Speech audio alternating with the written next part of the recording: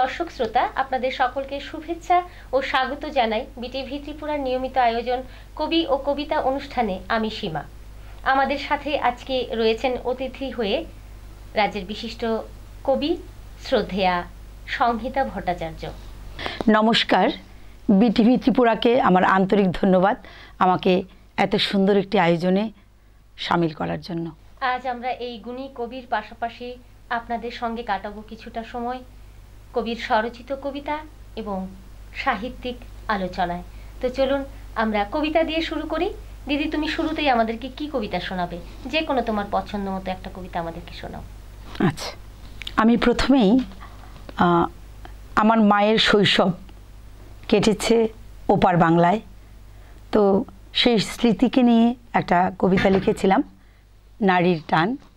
আমি কবিতাটি পাঠ করছি। কাঁটাতারের ওপারে বিছিয়ে আছে আমার মায়ের শৈশব, দাদু দিদার স্মৃতি জড়ানো বাংলার নদী, মাঠ আর নীলাকাশ। মায়ের স্কুল আর মায়ের শৈশবের খেলার সাথী তকমিনা ও বন্দনা। মায়ের মুখে বাংলার স্বাধীনতার ইতিকথা, ভারত বাংলার মিত্রতা আর অবিচ্ছেদ্য সেতুবন্ধের কথা শুনে শুনে মনের কোণে জড়িয়ে আছে আবেগ জড়ানো এক অসম্ভব ভালো লাগা। হাওড়ার জল কলকল শব্দে যখন বয়ে চলে ওপারে, এপারে দাঁড়িয়ে আমি মেঘেদের আনাগোনা দেখি। মেঘগুলো ছুঁয়ে ছুঁয়ে যায় আমাকে। সেদিন কোজাগরীর সন্ধ্যায় চাঁদ যখন স্নিগ্ধ আলোতে মাতিয়ে তুলেছে ভুবন, মা বললেন, তকমিনাকে দেখতে ভীষণ ইচ্ছে করছে। তাকিয়ে দেখি মায়ের দু চোখের পাতা ভিজে গেছে। ওপার থেকে ভেসে আসা আজানের সুর আর এপারের উলুধ্বনির আওয়াজ স্নিগ্ধ শীতলে জোছনায় মিলেমিশে একাকার হয়ে যায় আমার বুকের মাঝে। আমি অপলক চেয়ে রই চাঁদের দিকে। আহা, সত্যি এই স্মৃতিচারণা মাকেও যে ভীষণ কষ্ট দেয়। এপার ওপার বিভক্ত হয়ে গেছি আমরা কাঁটাতারের মাধ্যমে, অথচ এই স্মৃতিগুলো কিন্তু আমাদের সাথে বহমান ধারায় চলেছে। মায়ের জন্য অনেক শ্রদ্ধা ভালোবাসা রইল। অনেক সুন্দর লিখেছো এবং আমরা শুনে খুব আনন্দিত, মুগ্ধ হয়েছি। এবারে প্রশ্নে চলে যাই। দিভাই, তোমার শৈশবটা কোথায় আমাদেরকে একটু বলো। আমার শৈশবটা কেটেছে দক্ষিণ ত্রিপুরার বাইখোড়াতে। আমাদের বাড়ি ছিল আগরতলায়, শেখের কোটে। বাবা ওখানে বাড়ি ছিল, তারপর চাকরির সূত্রে বাবা চলে গেছেন দক্ষিণ ত্রিপুরায়, ওখানেই বাড়ি করেছিলেন এবং আমার শৈশব বাইখোড়াতেই কেটেছে। তোমার শৈশবটা কেমন কেটেছে? কি দুরন্ত ছিল নাকি শান্ত ছিল? না, আমি অনেকটাই দুরন্ত ঠিক ছিল না, আমি শান্তই ছিলাম। এমনিতে বন্ধুদের সঙ্গে খেলাধুলা করতাম। আমরা তখন মানে মর্নিং স্কুলে পড়তাম, তো সকালবেলা প্রাইমারিটা কেটেছিল। মর্নিং স্কুল থেকে এসে তারপর আমরা খেলতে চলে যেতাম খাওয়া দাওয়ার পরে, বিকেলবেলাও খেলতাম। কিন্তু দুরন্ত সেরকম না, শান্তই ছিলাম। বাচ্চাদের যে খেলাগুলো, পুতুল খেলা, রান্নাবাটি, এগুলো আমরা মানে খুব শৈশবটাকে ভীষণ আমরা উপভোগ করেছি। এখনকার বাচ্চারা যেরকম কি সারাক্ষণ পড়া, তারপর হোমওয়ার্ক, তারপর বিভিন্ন অ্যাক্টিভিটি আছে, সব নিয়ে ব্যস্ত থাকে, তো আমরা ততটা ছিলাম না। মায়েরা রান্নাঘর সামলাতেন, আমাদের একটু পড়া আর বাকিটা হচ্ছে খেলায় কেটে যেত। তা শৈশবটাকে এখন লেখালেখির ক্ষেত্রে কিছুটা হলেও নাড়া দেয়? শৈশবটা নাড়া দেয়। শৈশবের বিভিন্ন স্মৃতি, তারপর প্রকৃতির যে প্রাকৃতিক যে পরিবেশ সেখানকার, আমি গ্রামে বড় হয়েছি, তো এগুলো আমাকে খুব টানে। বিভিন্ন ঋতুতে যে পরিবর্তন হয় সেগুলো নিয়ে মানে মনের মধ্যে সেই ছবিগুলো এখনও আমি আঁকি। তোমার লেখালেখিটা কবে থেকে শুরু হয়েছে? লেখালেখি ছোটোবেলায় ম্যাগাজিনে লিখতাম কিছুটা, আর লেখালেখির শুরু তারপর কলেজে যখন পড়তাম, আমি তো মানে বিজ্ঞানের ছাত্রী, রসায়ন নিয়ে পড়েছি, সাহিত্য নিয়ে পড়িনি আমি। তাও আমার কি হয়েছে, যখন কলেজে পড়তাম আমার ডায়েরির মধ্যে আমি লিখে রাখতাম, কিন্তু সেগুলো প্রকাশ হয়নি। কীরকম একটা সংকোচতা ছিল যে আমি যে লিখলাম এটা কি হলো বা কেউ দেখবে, মানে আমার অনুভূতিগুলো আমি লিখে রাখতাম কিন্তু প্রকাশ করিনি। তা এই প্রকাশের চিন্তাধারাটা কোন বয়সে এসে বা কখন ইচ্ছে হলো যে আমি এবারে প্রকাশ করব, সেই সময়টা কখন? সে সময়টা আমি 2016 থেকে আমার লেখালেখি মানে কি প্রকাশ হয়েছে। বিভিন্ন সূত্রে কয়েকজনের সঙ্গে যোগাযোগ হয়েছে, লিটল ম্যাগাজিন আছে, তারপর যে পূজা সংখ্যা বেরোয়, পূজা সংখ্যাতে আমি লেখালেখি শুরু করেছি। তারপর থেকে আস্তে আস্তে সোশ্যাল মিডিয়ার দৌলতে অনেকের সঙ্গেই পরিচয় হয়েছে, বা লিটল ম্যাগাজিন ছাড়াও অনেক কাব্যগ্রন্থ, একক কাব্যগ্রন্থ বেরিয়েছে অনেক পরিচিত জনের, সেগুলো পড়ে পড়ে অনেকটা ইচ্ছা হয়েছে যে লেখালেখির জগতে একটু আসি। তো তাও খুবই সামান্য, মানে আমার সেরকমভাবে জানি না, নিজের অনুভবটা শুধু প্রকাশ করি এবং কবিতাকে ভালোবেসে কবিতা পড়ি এবং একটু একটু লিখি। এবারে আমরা পরের কবিতায় চলে যাই। কি শোনাচ্ছ এখন আমাদের? আমি শরৎ নিয়ে একটা কবিতা পড়ছি। এটা শরতের কবিতা। কবিতার নাম আগমনীর ভেলা। ওই দেখো চেয়ে শরতের আকাশে শুভ্র মেঘ খেলা করে, গান ধরেছে আবার বাতাসে আগমনীর সুরে সুরে। শরৎ মানে শিউলি ভরা উঠুন, হিমেল হাওয়ায় কাশের দোলন। শরতের ভোরে শিশির ভেজা ঘাসে মুক্ত যেন সেজে থাকে, শারদের খোঁজে আকন্দ সুবাসে যেন পড়ল কাঠি ঢাকে। শরৎ মানে নত ধান শির ধানের ভারে, কৃষকের বুকে সুখ পাখি খেলা করে। ওই দেখো চেয়ে সবুজের মাঠে জোনাকিরা জ্বেলেছে আলো, টগর ফুটেছে প্রভাতে, মহামায়া স্বয়ং ধরায় নেমেছে। শরৎ মানে ভ্রমরের গুঞ্জন ফুলে ফুলে, সজিনা আর বকফুল ডালে ডালে। নীল আকাশে মেঘ করেছে কাঠামো মহামায়ার অকাল বোধনে। সমীরণে রামচন্দ্র আবাহন, নমো নমঃ দেবী জাগরণ অসুর দলনে। শরৎ মানে নতুনের সাজ, নতুনের উৎসব, ছোটবেলার আকাশে স্বপ্নে আঁকা ভৈরব। শরতের গন্ধে সুর উঠে বিভাসে, যেন শ্যামলিমা ছায়া ছন্দে, হৃদয় বীণা উঠে নেচে উল্লাসে। ঝিলিমিলি তারারা এঁকে দেয় সন্ধে। শরৎ মানে দলছুট শৈশবে, মাতাল বাঁশরি ডাকে যে নীরবে। ওই দেখো চেয়ে শরতের বাগানে ফুটেছে মল্লিকা রাশি রাশি, ঝিঝিরা তুলেছে সুর গানে গানে, নেমেছে চন্দ্রিমা হাসি হাসি। শরতের মুগ্ধতায় থাকি আমি আনমনে, কবি যেন শোনায় কবিতা এসে স্বপনে। বাহ, আমরা যদিও বর্তমানে শীতকালে আছি, কিন্তু কবির কবিতার সাথে আমরা শরৎকালে পৌঁছে গেছি এবং চোখের সামনে ভেসে উঠেছে যেন কাশেরা। খুব সুন্দর লিখেছো এবং মুগ্ধ হয়েছি আবারও। দিদি, এবারে তোমার কাছে জানতে চাইবো, ঋতু, যেহেতু শরৎকালের কবিতা আমরা শুনেছি, তা একটা প্রশ্ন আমার মনের মধ্যে সাড়া জাগিয়েছে যে ঋতুটা তোমার লেখালেখির ক্ষেত্রে কতটা প্রভাব বিস্তার করে, বা কোন ঋতুটা তোমার কাছে সবচেয়ে বেশি ভালো লাগে লেখার ক্ষেত্রে? ঋতু আমার লেখালেখির ক্ষেত্রে ভীষণই প্রভাব বিস্তার করে। আমি এখন যে কবিতাটা পড়লাম শরৎ নিয়ে, শরৎকাল, বর্ষাকাল, গ্রীষ্মকাল সবগুলোই আমার কবিতায় উঠে এসেছে। আমি ভীষণ ভালোবাসি প্রকৃতিকে নিয়ে, এবং একটা ঋতু নিয়ে অনেকগুলো আমার ভাবনা আসে।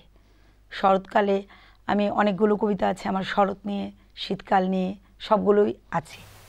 আচ্ছা, এখন তো ধরো শীত যায় না, শীতের পরেই চলে আসছে আমাদের বসন্ত, এবং ঋতুরাজ বসন্ত বলা হয় যাকে। আর আমরা শুনেছি যে বসন্ত নাকি কবিদের মনে প্রেম জাগায়, তো তোমারও কি এ ধরনের কিছু অভিজ্ঞতা রয়েছে? হ্যাঁ, বসন্তকাল আছে কবিতা, আমি একটা কবিতা আমি পড়ছি তাহলে। হ্যাঁ, নিশ্চয়ই। একটা হোলি নিয়ে একটা কবিতা। কবিতার নাম প্রতীক্ষা। সেদিন ছিল হোলি, পূব দিগন্ত রাঙিয়ে সূর্যদেব তার লাল আভায় পৃথিবী ভাসিয়ে উদিত হচ্ছেন।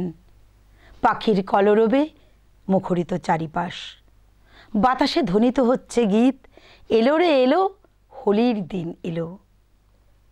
তোমাকে একটু আবির মাখাবো বলে বসে আছি, 7 রঙা আবির থরে থরে সাজিয়ে ডালা হাতে আমি, জীবনের বহু বসন্ত পার করে তোমার প্রতীক্ষায় বসে। হঠাৎ দেখি সামনে দাঁড়িয়ে তুমি, আমি স্তম্ভিত, হৃদস্পন্দন বেড়ে গেল 1000 গুণ। কাঁপা হাতে তোমার চরণ রাঙিয়ে দিলাম লাল আবিরে, পরম যতনে তোমার সারা গায়ে মাখিয়ে দিলাম কমলা, হলুদ, নীল, বেগুনি, আর মাথায় ছড়িয়ে দিলাম সবুজ আবির। কি অপূর্ব রূপে ভাসছ তুমি, যেন হাজারো ময়ূরপুচ্ছ জড়িয়ে বসে আছো আমার চোখে চোখ রেখে। আমিও মুগ্ধ, অপলক তাকিয়ে তোমার চোখে। হঠাৎ ঘুম ভাঙলো আমার, চেয়ে দেখি আমার অন্ধকার ঘরে বিছানায় শুয়ে আমি একা। দু চোখের মণিতে তখনও ভাসছে তোমার সেই রূপ। কান্না ভেজা চোখে আমি তোমার সেই রূপকেই প্রণাম করে শান্ত হলাম। এ জীবনে তোমাকে আবিরে রাঙানো আমার হয়েও আর হলো না। দুগাল বেয়ে ঝড় ঝড় ঝরছে অবিরাম, থামতেই চাইছে না, থামছেই না। আহা, বসন্তের রঙে যেমন একদিকে আমরা রঙিন হয়েছি কবিতার মধ্য দিয়ে, অন্যদিকে কিন্তু আবেশিত হয়েছি বিষণ্ণতার ছোঁয়ায়। দুর্দান্ত লিখেছ দিদি। এবারে অবশ্যই আমরা জানতে চাইব যে তোমার যে লেখালেখিটা শুরু করেছো, হ্যাঁ, সেক্ষেত্রে কি তোমার কোনো নির্দিষ্ট সময় রয়েছে কি লেখার, নাকি যখন ইচ্ছে হয় তখনই লিখতে পারো? হ্যাঁ, আমার নির্দিষ্ট কোনো সময় নেই। আসলে কবিতাটা কি মানে একটা খুব একটা পাওয়ারফুল ফিলিংস। যখন কোনো একটা কিছু নিয়ে আমার ভেতরে দোলা খায়, মনকে দোলা দেয়, সুখ দুঃখ হাসি আনন্দ সব কিছুই একটা ভাবনা তখন ক্রিয়া করে মনের মধ্যে, ভাবতে থাকি এবং সেগুলোই প্রকাশ করি শব্দ সাজিয়ে, শব্দ বিন্যাস করে। তো নির্দিষ্ট কোনো সময় নেই। হয়তো আমি স্কুলে যাচ্ছি, অটোতে বসে আছি, রাস্তায় যাওয়ার কোনো দৃশ্য হতে পারে বা কোনো একটা ঘটনা মনকে দোলা দিল, তো তখন ভাবনা মানে মনের মধ্যেই কবিতাটা খেলে। তারপর আমি তখন লিখতে পারি না, হয়তো মনের মধ্যে ভাবনাগুলো থাকে, পরে লিখে নিই। আবার অনেক সময় এরকম হয় যে কিছু কিছু কবিতার লাইন আসে, সঙ্গে সঙ্গে লিখতে না পারলে সেগুলো হারিয়ে যায়। অনেক লাইন সেরকম হারিয়ে গেছে। তারপর থেকে এরকম যখন ভাবনাটা মনের মধ্যে আসে তখন আমি লিখে রাখি একটু পরেই। আর আমাদের হাতে যেহেতু এখন ফোনটা অবশ্যই থাকে, ফোন ডায়েরি আছে, তো সেটা আধুনিক যুগের একটা আমাদের বিশেষ সুবিধা এই ফোন ডায়েরিটা, না? আমরা ফোন ডায়েরিতে লিখে রাখি। ফোনটা মানে ভীষণ সুবিধা, রাখার ক্ষেত্রে, লেখার ক্ষেত্রে খুব আমাদের সাহায্য করে। আচ্ছা আচ্ছা, তা আমরা ঋতু জানতে পারলাম, হ্যাঁ, ঋতুটা যে প্রভাবিত করে কবিদেরকে সেটা জানতে পারলাম। আচ্ছা, লেখালেখির ক্ষেত্রে ত্রিপুরার আবহাওয়া তোমাকে কতটা প্রভাবিত করে, বা ত্রিপুরার আবহাওয়া তোমাকে বিশেষভাবে অনুপ্রাণিত করে? ত্রিপুরা আমাদের পাহাড়ি রাজ্য, ত্রিপুরা সুন্দরী ত্রিপুরা। ত্রিপুরার চারিদিকে যে এত সুন্দর প্রাকৃতিক দৃশ্য, আমরা আগরতলা শহর থেকে বেরিয়ে যখন আমরা কমলপুর যাই, ধর্মনগর বা সাবরুম, যেদিকেই আমরা যাই, অসাধারণ প্রাকৃতিক শোভা। সেগুলো দেখতে দেখতে কখন যেন সময় পেরিয়ে যায় আমরা বুঝতে পারি না, ভীষণ ভালো লাগে। এবং ত্রিপুরার নদী, নদ নদী সব কিছুই, মানে এত সুন্দর একটা পাহাড়ি রাজ্য ত্রিপুরা, আমাদের সুন্দরী ত্রিপুরা আমাদেরকে লেখালেখির ক্ষেত্রে অনেক রসদ যোগায়। ঠিকই বলেছো একদম। আমরা নিয়ে নিচ্ছি ছোট্ট একটা বিরতি, আপনারা সঙ্গে থাকুন, আমরা বিরতির পর ফিরে আসছি। শোনো শোনো ভোজন রসিক, শোনো মন দিয়া, ঝাঁঝের স্বাদে রান্না করো লং তরাই দিয়া। ইলিশ সর্ষে পোস্ত বাটা যেমন ইচ্ছে নাও, মালাই চিংড়ি মাংস কষা চেটে পুটে খাও, আহা চেটে পুটে খাও, আহা চেটে পুটে খাও। লং তরাই কাচ্চি ঘানির সর্ষে তেলে টেস্ট, যে খাবে সেই বলবে লং তরাই বেশ। লং তরাই সর্ষের তেল, ঝাঁঝে স্বাদে তোমাকে চাই। আহা লং তরাই বেশ, আহা লং তরাই বেশ। গয়না যখন বোঝে তোমার স্টাইল, শ্যাম সুন্দর কোম্পানি জুয়েলার্স। শেফদের পছন্দ সিস্টার মশলা, যা মডার্ন টেকনোলজি এবং স্বাস্থ্যসম্মত। সিস্টার, নিশ্চিন্তের প্রতীক। চলে এলাম আবারও বিরতির পরে, সঙ্গে থাকুন। এবার আমরা চলে যাই আবার কবির সাথে আলোচনায়, কবিতায়। দিদি, এবার তোমার কাছে আরেকটা কবিতা শুনে নেব, কি শোনাচ্ছ এবার আমাদের? এবার আমি বৃষ্টি আমাকে সবসময় ভাবায়। বর্ষাকালে বৃষ্টি আমি দেখি, আমার ভীষণ পছন্দ। আমরা বলতেই পারি কবিকে যে আমার মনে হচ্ছে এই পর্যন্ত যতগুলো কবিতা শুনেছি মনে হচ্ছে প্রকৃতি প্রেমিক। হ্যাঁ, আমার বলতেই একদম প্রকৃতিকে ভীষণ ভালোবাসি। আজকের কবি প্রকৃতি প্রেমিক, তা শোনাও। কবিতাটা বৃষ্টিকে নিয়ে লেখা। বৃষ্টি নিয়ে আমার অনেক কবিতা আছে, 10-12টার মতো হয়ে গেছে। তো আমি বৃষ্টি নিয়েই একটা কবিতা, কবিতাটার নাম বৃষ্টি ও আমি। বৃষ্টির সাথে আমার সখ্যতা সেই শৈশব থেকে। বৃষ্টি হলেই কাগজের নৌকা ভাসিয়ে দিতাম জলে। হেলে দুলে নৌকা চলতে শুরু করলেই খুশিতে লাফিয়ে উঠতাম। কৈশোরে বৃষ্টির সাথে বন্ধন আরও নিবিড় হলো। বৃষ্টিকে জড়িয়ে ধরে ভিজতাম এক অপূর্ব সুখে। কখনো করতলে, কখনো গায়ে মেখে ভেসে যেতাম কবিতার স্রোতে। আজকাল বৃষ্টি এলেই প্রচণ্ড কান্না পায় আমার। বুকের ভিতর কিসের হাহাকার নিজেও ঠিক বুঝি না। বৃষ্টি এলেই আমার দু চোখ বেয়ে বন্যা নামে। কলকল শব্দে বইতে থাকে আমার মনের আঙিনা জুড়ে। আবারও বৃষ্টির সাথে যেমন বৃষ্টি যেরকম একটা ধারায় বয়ে যায়, সেরকমভাবে বিষণ্ণতা যেন এই কাব্যিক আঙ্গিকে বয়ে গেছে। সুন্দর একটা কবিতা শুনেছি। আমরা পরের প্রশ্নে চলে যাব দিদি। পরিবারে কি এমন কেউ রয়েছেন যার দ্বারা তুমি বিশেষভাবে লেখালেখির ক্ষেত্রে তোমাকে উৎসাহ জুগিয়েছে, এরকম বিয়ের আগে অথবা বিয়ের পরে এমন কি কেউ রয়েছেন যিনি লেখালেখির ক্ষেত্রে উৎসাহ জুগিয়েছেন তোমাকে?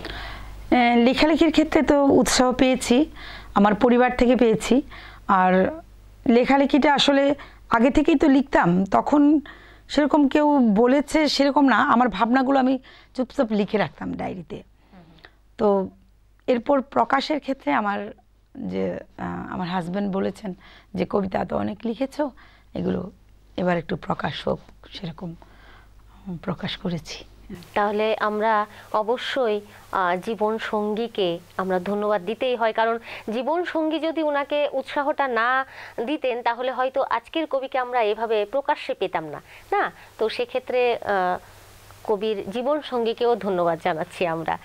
আচ্ছা, এবারে আমরা কি শুনবো? আরও একটা কবিতা শুনে নিই। কবিতা শুনতে শুনতে এতটা আচ্ছন্ন হচ্ছি না, আর লোভ সামলাতে পারছি না। আমি আমার একটি কাব্যগ্রন্থ থেকে একটি কবিতা পড়ছি। তাহলে আমরা এটাও জানতে পারলাম যে তোমার একক কাব্যগ্রন্থ হয়েছে, তাই তো? নামটা বলে দাও আমাদেরকে। আমার একক কাব্যগ্রন্থের নাম হচ্ছে সাঁকোর ওপারে। বাহ, কত সালে বেরিয়েছে এটা? এটা গত বছর নিহারিকা থেকে। কবিতার নাম দৃষ্টির গভীরে। আজকাল আর তোমার কথা মনে পড়ে না। ভোরের আলো ফুটলেই পা মেলাই রোদের সাথে। কখনো পাহাড়, কখনো সমুদ্রের সাথে বন্ধুত্ব হয়। নদীর সাথে দেখা হলেই নদী আমায় ছেড়ে রোদ্দুরের পানে ছুটে চলে। রোদ্দুর আর নদীর সখ্যতায় আমার আকাশ ভেঙে বৃষ্টি নামে। আমি বৃষ্টি ভিজতে ভিজতে নদী হয়ে যাই। আহা, আসলে কি হচ্ছে, আজকের প্রত্যেকটা কবিতাতেই প্রকৃতি উঠে আসছে, বারবার প্রকৃতি উঠে আসছে, এবং এই প্রকৃতির সাথে আমরা একেবারে নিমজ্জিত হয়ে যাচ্ছি, না তাই না? আগেও প্রকৃতি আমার ভীষণ প্রিয়। একদম একদম বুঝতেই পারছি আমরা। আগেও বৃষ্টির কবিতা শুনেছি, এখনো আবার বৃষ্টি নেমে এসেছে, তবে বিষণ্ণতাও রয়েছে, অনেক বিষণ্ণতা রয়েছে, গভীরতা রয়েছে। দিদি, আরও একটা কথা জানতে খুব ইচ্ছে করছে যে তোমার লেখালেখির ক্ষেত্রে লেখক বা কবি সাহিত্যিকদের কার দ্বারা বেশি প্রভাবিত হয়েছো বা অনুপ্রাণিত হয়েছো, এটা যদি আমাদেরকে একটু বলো।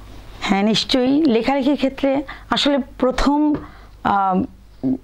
যে কবির দ্বারা, আমাদের বিশ্বকবি রবীন্দ্রনাথ ঠাকুর, ছোটবেলা থেকে রবীন্দ্রনাথ ঠাকুরের কবিতা শুনে শুনে কবিতা পাঠ করেছি, কবিতা বলেছি, এবং বিভিন্ন স্কুলের প্রোগ্রামে রবি ঠাকুরের কবিতাই আমরা পাঠ করতাম। তার সাথে কবি নজরুল এবং সুকান্ত ভট্টাচার্য। এরপর যখন আমি মাধ্যমিক পরীক্ষা দেব, তখন আমার কবি জীবনানন্দ দাশের কবিতাগুলো অনেকটাই ভালো লেগেছিল, পড়েছি আমি। তো লেখালেখির ক্ষেত্রে কবিরা যা লিখে গেছেন সেগুলি পড়ে পড়েই কিন্তু আমাদের একটা লেখার একটা ইচ্ছে জাগে, এবং অনুভবগুলো যখন আসে, বিভিন্ন অনুভূতিগুলো, তখন আমরা সেই কবিদের কবিতাগুলো কিন্তু আমাদের মনে সবসময় দোলা দেয়। তার সাথে আমাদের নিজের ভাবনাগুলো আমরা ভিন্ন আঙ্গিকে বা ভিন্নভাবে বা হ্যাঁ সেভাবেই প্রকাশ করতে চাই। রবি ঠাকুর তো আমাদের সাথে আছেনই, তার সাথে আমরা আরও অনেক বিশিষ্ট কবিরা যাদের লেখা আমাদের প্রভাবিত করে। আমি কবি সুনীল গঙ্গোপাধ্যায়, কবি বীরেন্দ্র চট্টোপাধ্যায়, কবি সুবোধ সরকার, কবি শঙ্খ ঘোষ, এদের কবিতাও ভীষণ পছন্দ করি এবং আমি পাঠ করি এগুলো। এখন কি একটা পড়বো? নিশ্চয়ই নিশ্চয়ই, তোমার ইচ্ছে আচ্ছা, মতো পারো। তাহলে আমি কবি সুনীল গঙ্গোপাধ্যায়ের একটি কবিতা আমার ভীষণ প্রিয়, কবিতাটি পাহাড় চূড়ায়। কবিতাটি আমি পাঠ করছি। কবিতার নাম পাহাড় চূড়ায়, কবি সুনীল গঙ্গোপাধ্যায়।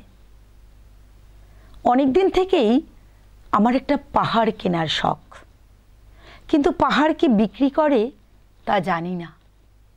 যদি তার দেখা পেতাম, দামের জন্য আটকাতো না। আমার নিজস্ব একটা নদী আছে, সেটা দিয়ে দিতাম পাহাড়টার বদলে। কে না জানে পাহাড়ের চেয়ে নদীর দামই বেশি। পাহাড় স্থানু, নদী বহমান, তবুও আমি নদীর বদলে পাহাড়টাই কিনতাম, কারণ আমি ঠকতে চাই। নদীটা অবশ্য কিনেছিলাম একটা দ্বীপের বদলে। ছোটবেলায় আমার বেশ ছিমছাম ছোট্টখাট্ট একটা দ্বীপ ছিল। সেই দ্বীপে অসংখ্য প্রজাপতি। আমার শৈশবে দ্বীপটি ছিল আমার বড় প্রিয়। আমার যৌবনে দ্বীপটিকে মাপের ছোট মনে হলো। প্রবহমান ছিপছিপে তন্নি নদীটি বেশ পছন্দ হলো আমার। বন্ধুরা বলল, ওইটুকু একটা দ্বীপের বিনিময়ে এত বড় একটা নদী পেয়েছিস, বেশ জিতেছিস তো মায়েরি। তখন জয়ের আনন্দে আমি বিভোল হতাম। তখন আমি সত্যিই ভালোবাসতাম নদীটিকে। নদী আমার অনেক প্রশ্নের উত্তর দিত, যেমন, বলো তো আজ সন্ধেবেলা বৃষ্টি হবে কি না। সে বলতো, আজ এখানে দক্ষিণ গরম হাওয়া, শুধু একটি ছোট দ্বীপে বৃষ্টি। সে কি প্রবল বৃষ্টি, যেন একটা উৎসব। আমি আর সে দ্বীপে ফিরে যেতে পারি না। সে জানতো, সবাই জানে, শৈশবে আর ফেরা যায় না। এখন আমি একটা পাহাড় কিনতে চাই। সে পাহাড়ের পায়ের কাছে থাকবে গহন অরণ্য। আমি সেই অরণ্য পার হয়ে যাব। তারপর শুধু রুক্ষ কঠিন পাহাড়, একেবারে চূড়ায়, মাথার খুব কাছে আকাশ, নিচে বিপুলা পৃথিবী, চরাচরে তীব্র নির্জনতা। সেখানে আমার কণ্ঠস্বর কেউ শুনতে পাবে না। আমি ঈশ্বর মানি না, তিনি আমার মাথার কাছে এসে ঝুঁকে দাঁড়াবেন না। আমি শুধু 10 দিককে উদ্দেশ্য করে বলবো, প্রত্যেক মানুষই অহংকারী। এখানে আমি একা, এখানে আমার কোনো অহংকার নেই। এখানে জয়ী হবার বদলে ক্ষমা চাইতে ভালো লাগে। হে 10 দিক, আমি কোনো দোষ করিনি, আমাকে ক্ষমা করো। বাহ, আচ্ছন্ন হয়ে থেকেছি এতক্ষণ সুনীল গঙ্গোপাধ্যায়ের এই কবিতায়। দুর্দান্ত পড়েছো তুমি। সত্যিই তাই, ক্ষমা করাটা অনেক বড় মহৎ গুণ। এটা আমরা মনীষীদের কাছেও শুনেছি এবং সেটা উপলব্ধিও হয়তো আমরা করতে পারি। যাই হোক, আমরা অনুষ্ঠানের একেবারে শেষ মুহূর্তে চলে এসেছি। তো চটপট চটপট করে আমরা তোমার আরও একটা সুন্দর কবিতা পড়ে মানে শুনে নিতে চাই। হ্যাঁ, কি শোনাচ্ছ? আমি পরপর দুটো তাহলে কবিতা শুনিয়ে দিই। কবিতার নাম ক্লান্ত বিকেল। আমি জানি এ কবিতা তোমার হাতে পৌঁছবে না কোনো দিন, জানি, জেনেও লিখি। কি করি বলো? এক অবাধ্য যন্ত্রণায় ছটফট করে আমার কলম। আমার বৃত্তের চারিদিকে তোমার বর্ণমালারা ঘুরঘুর ঘুরঘুর করে, যে বর্ণমালায় গ্রীষ্মের তীব্র দাবদাহ, কালবৈশাখীর তাণ্ডব, বানভাসের আর্তনাদ আর কনকনে ঠান্ডার অনুভূতি ছাড়া আর কিছু নেই। আমি হন্যে হয়ে খুঁজে বেড়াই শরতের নীল আকাশ, টুকটুকে লাল পলাশ, ইলশে গুড়ি বৃষ্টি আর দুটো শালিক। দহন ক্লান্ত দিনের শেষে আমি শুধু বৃত্তের ব্যাসার্ধ মাপি। বাহ, কবিতায় কবিতায় একেবারে আমরা পুরো স্টুডিও যেন একেবারে ম করছে আমাদের কবিতার সুবাসে। আর একটা শুনে নিই, আমরা একেবারে অনুষ্ঠানের শেষ মুহূর্তে চলে এসেছি। কি শোনাচ্ছ আমাদেরকে? মৃত্যু আমাদের জীবনের চরম সত্য। একদম। আজ আমি এখানে বসে আছি, ভবিষ্যতে থাকবো না, কেউই থাকবে না আমরা। তাও আমাদের মৃত্যু, আমরা বিশ্বাস করতে পারি না যে আমরা এই পৃথিবী ছেড়ে চলে যাব। সেই অনুভব থেকে আমি একটা কবিতা মৃত্যু নিয়ে কয়েকটা লিখেছি, একটা কবিতা পড়ছি। কবিতার নাম মৃত্যু ও আমি। নিস্তব্ধ দুপুরে বসে মৃত্যুর কথা ভাবি। কত প্রিয়জন চলে গেছেন না ফেরার দেশে, তাদের হাজারো স্মৃতি জড়িয়ে আমি আজও সংসার সাজাই। মৃত স্বজনেরা মাঝে মাঝেই স্বপ্নে দেখা দেন, ওদের সাথে সুখ দুঃখ আর অভিমানের কথা বলতে বলতেই মাঝরাতে হঠাৎ ঘুম ভাঙে আমার। ওদের ছুঁতে চেয়েও ছুঁতে পারি না, একটা বিমর্ষ ঘোরের মধ্যে থেকে যাই। ভোরের আলো মেখে আমার ঘুমন্ত সংসার জাগে। আমি সংসারের নানা ব্যস্ততায় ভেসে যাই অন্য জগতে। আলো ঝলমল সন্ধ্যায় মেতে উঠি উৎসব মুখর আনন্দে। লোকজন, হই চই, খাওয়া দাওয়া। মৃত্যু অবধারিত জেনেও অবিশ্বাস্য মনে হয়। বাহ, সত্যিই তাই। আমরা এই চরম সত্যিটাকে আমরা মানতে পারি না, অথচ এই সত্যিটা আমাদের প্রত্যেকের জীবনে কালের নিয়মেই চলে আসে। অনেক সুন্দর এবং কবিতাময় একটা সন্ধ্যা তোমার সাথে কাটিয়েছি এবং ভবিষ্যতে আমারও ভীষণ ভালো লাগছে, আমারও ভীষণ ভালো লাগছে। আমাদেরও খুব ভালো লেগেছে, আশা করি দর্শকদেরও ভীষণ ভালো লেগেছে। আমরা আজকে কবিতাময় সন্ধ্যা যেমন কাটিয়েছি, অন্যদিকে কিন্তু প্রকৃতির সমস্ত রূপ ফুটে উঠেছে দিদির কবিতায়।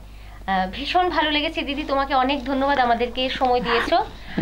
বিটিপুরাকেও ধন্যবাদ, তোমাকেও ধন্যবাদ। তো দর্শক বন্ধুরা, আবারও আমরা চলে আসব এমনই আরেকটা কবিতাময় সন্ধ্যা নিয়ে। ততদিন আপনারা ভালো থাকুন, সুস্থ থাকুন, বিটিভি ত্রিপুরার সঙ্গে থাকুন। নমস্কার, ধন্যবাদ।